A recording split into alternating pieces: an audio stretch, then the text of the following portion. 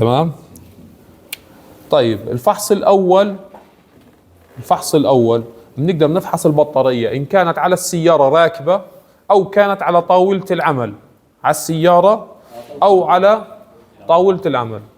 وهذا الاختبار فقط لقراءة الفولتية، فقط لقراءة الفولتية، يعني نعرف البطارية مشحونة أو غير مشحونة. بنمسك جهاز الفحص بنحطه على قراءة 20 فولت دي سي. احنا هنا عندنا التيار دي سي، كويس، دي سي مباشر ثابت، البطاريات كلياتها دون استثناء شو ما كان نوعها دي سي، كويس. على جهاز الافوميتر، اعطينا الجهاز، بنختار الوضعية 20 فولت دي سي. لازم الرقم اللي انا بختاره، يعني ليش اخترت 20؟ انا بعرف انه هذه البطارية 12، بعرف انها 12، بجيب اقرب رقم إلها اكبر منها على الجهاز. يعني هذا الجهاز فيه عندي اثنين، خلينا من الصغير للكبير، في عندنا 200 ملي فولت، بعدين عندي 2 فولت، بعدين 20 فولت، بعدين 200 فولت، بعدين 500 فولت. بقدر احط على اي واحد منهم، كويس، عشان اخذ اكبر دقة. ال2 فولت ما بزبط لانه اقل من قيمتها، هي بدها تقرا، انا بعرف انها تقرا 12، فانا لازم اختار رقم اكبر من 12. يعني لو كان عليها 15 بختار ال15 مش ال20، كويس. مثلا لا ما بخرب، بس اما ما بعطيني قراءة نهائيا ما بعطيني، او بعطيني قراءة غير دقيقة. يعني مثلا بيعطينيش، لو حطيت على ال200 مش راح يقول لي هذه 12 ونص، راح يقول لي هذه يا 12 بيعطيني يا 13، ما راح يعطيني النص. وصلت؟ فما بكون دقيق، فبختار الرقم الاقرب بس اكبر منه، كويس. هاي عندنا المؤشر، هاي اخترت 20 فولت، هاي فولت وجنبه شحطة ثابتة وتحتيها متقطع جنب بعض هيك، بمعنى دي سي. الاي سي بتيجي هيك الشحطة، يعني متردد، عالي وواطي متردد. طبعا لازم نشغل الجهاز. على سبيل المثال هذا الفحص تقدر تختبره. هاي عندك الاطراف، طبعا إلهن اماكن تركيب، بكون عندنا مكانين او ثلاث.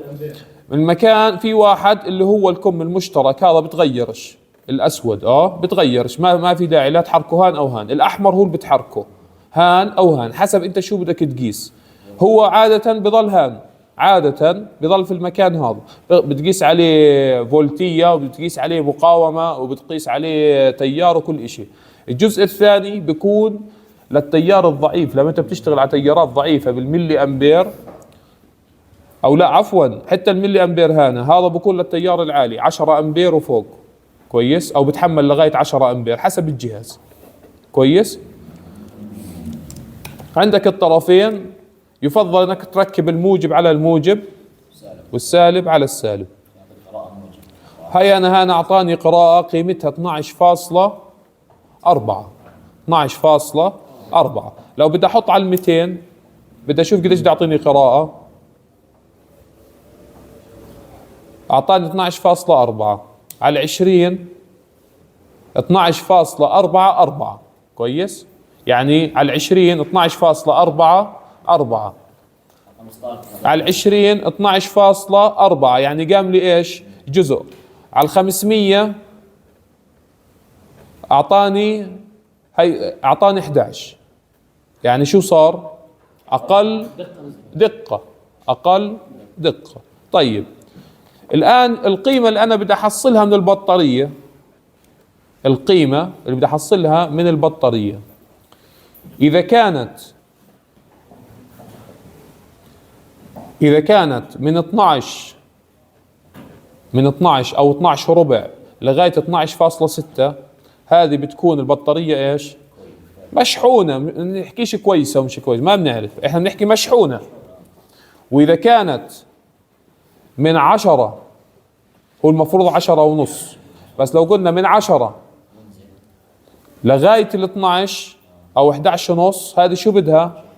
هذه بدها شحن. تحت 10 إذا قست أي بطارية تحت 10، هذه بطارية شطب، اي بطارية تحت ال10 شطب، يعني لو شحنتها راح ترجع هي شو تسوي؟ تفرغ. تمام؟ وما راح تقدر على الاحمال العالية، ما راح تقدر هذه البطارية انها تشغل. كويس؟ مفهوم؟ اذا احنا حسب القيمة بنعرف، مش بنقول كويسة مش كويسة. اذا كانت تحت ال10 هذه مش كويسة، اذا كانت فوق ال10 بدها شحن بنشحنها وبنرجع نفحصها. كويس؟ واذا كانت مشحونة بنقول هاي مشحونة، بس ما بنقول كويس، ما بنقول كويسة او مش كويسة، ممكن تكون مشحونة ومش كويسة. طيب اذا الفحص الثاني اللي بنعمله اسمه لود تيست. لود تيست يعني بنحط البطارية تحت حمل كهربائي، تحت حمل كهربائي عشان نشوف قديش بتقدر تتحمل، قديش بتقدر تتحمل. اول اشي عشان نحطها تحت الاختبار هذا لازم نشحنها. اذا كانت 12 ربع 11 ونص شو بسوي؟ بشحنها لما تصير 12 و6. ما بصير اعمل الفحص هذا والبطارية فاضية، لازم اتأكد انها مشحونة. تمام؟ بعدين بجيب هذا الحمل وبركبه على البطارية حسب الحمل بشغله. طبعا التشغيل بيكون عبارة عن ثواني معدودة، من 10 ثواني او من 7 ثواني لغاية 15 ثانية، من 7 ثواني لغاية 15 ثانية. بحكمني مرات الجهاز اللي بستخدمه قديش بس امبير. كويس؟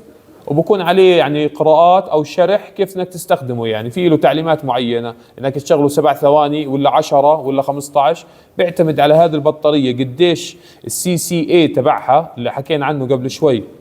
كم السي سي اي تبعها بيعتمد عليه اللي تقدر تحدد القيمة تبعته. بعد ما تفحص بتحط لود، طبيعي تنزل القيمة من 12.6 راح تنزل القيمة. إذا ظلت فوق 10 ونص ثبتت خلال 15 ثانية فهذه البطارية صالحة وشغالة أمورها تمام. إذا نزلت عن 10 ونص هذه البطارية ممكن تكون تالفة، ممكن لسه بدها شحن، يعني ترجع تشحنها كمان مرة وتعيد الفحص. تمام؟